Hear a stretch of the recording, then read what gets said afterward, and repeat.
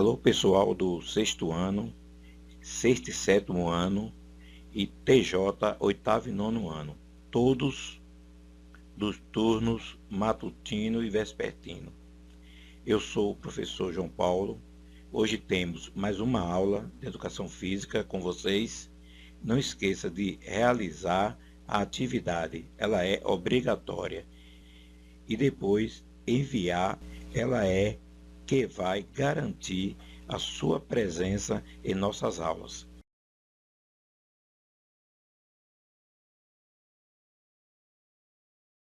Na videoaula de hoje, abordaremos a história geral das lutas. Como sabemos, as lutas estão intimamente ligadas à história da humanidade. Isso porque o ser humano sempre precisou utilizar a força para sobreviver, como na caça e na defesa contra animais ou outros humanos. Assim, durante muitos anos da nossa história, lutar era a única maneira de permanecer vivo. Em diversas civilizações antigas, como os babilônicos, egípcios, japoneses, chineses, gregos e romanos, as lutas sempre estiveram presentes como formas de ataque e defesa. Como é praticada por tanto tempo e em tantos lugares, observamos o desenvolvimento de diversos tipos de luta espalhados pelo mundo todo. Assim, é muito difícil determinar exatamente um local de origem. É importante lembrar que cada luta possui uma íntima relação com a sua cultura local. Dessa forma, a luta também é uma forte expressão cultural do seu povo. Por exemplo, a capoeira é uma luta que carrega muitos traços da cultura afro-brasileira, como a letra das músicas, os instrumentos, as vestimentas e o seu modo de jogo. E quando aprendemos sobre essa luta, acabamos aprendendo também sobre a cultura afro-brasileira. Nessa videoaula não vamos nos aprofundar sobre a capoeira, porque teremos um vídeo específico sobre o assunto. Este foi apenas um exemplo. Bom, vamos seguir. Com o desenvolvimento das sociedades e diante das necessidades do ser humano, surgem também as artes marciais. Esse termo foi criado pelos gregos, que vincularam a Marte, deus da guerra, as habilidades de guerrear e de lutar para derrotar seus inimigos. Agora me responde uma coisa: lutas e artes marciais são a mesma coisa ou existe diferença entre elas? Vamos ver a seguir. A diferença entre artes marciais e lutas é muito simples, porém é muito importante para entendermos os conceitos. As artes marciais, em sua origem, estariam mais relacionadas a combates ligados à guerra. Por outro lado, as lutas estariam associadas às maneiras mais rudimentares de sobrevivência.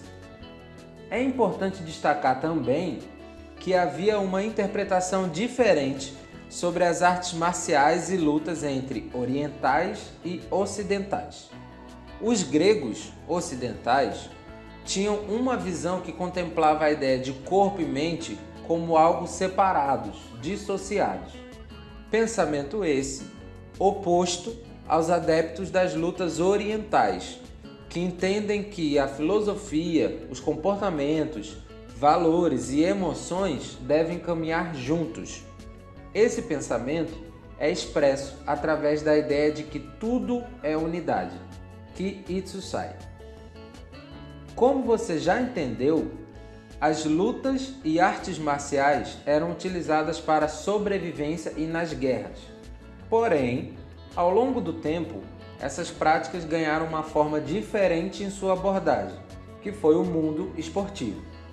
Como esporte, a implantação dessas modalidades se faz desde os Jogos Olímpicos da Antiguidade, realizados na Grécia Antiga. Nesse período, destacamos a luta chamada pancrácio. É um sistema de lutas desenvolvido pelos gregos que esteve presente na primeira edição dos Jogos na Antiguidade, século 7 a.C. O objetivo era derrubar o adversário 3 vezes. Era considerado queda quando o oponente tocava as costas, o ombro ou o tórax no solo. Uma característica dessa modalidade era a violência de sua prática. Quase tudo era permitido, com exceção de enfiar os dedos nos olhos, atacar a região genital, arranhar ou morder o adversário. Os praticantes lutavam nus, cobertos de óleo pelo corpo. Não existia limite de tempo. Assim, o combate terminava quando um dos atletas já não conseguia mais continuar. Atualmente, a luta olímpica ou luta greco-romana é uma modalidade que mantém muitas características do pancrácio. No Brasil, no início do século XX, já se conhecia o boxe, esporte europeu, e a capoeira, que ainda era marginalizada.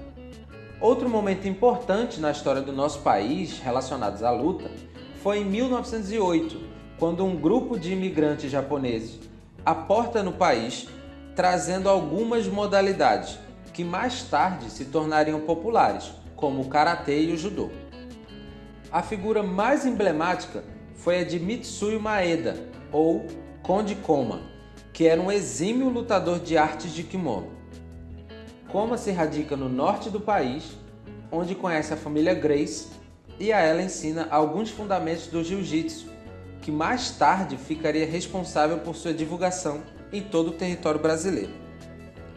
A respeito da profissionalização, o boxe foi a primeira modalidade que profissionalizou as lutas como forma de entretenimento.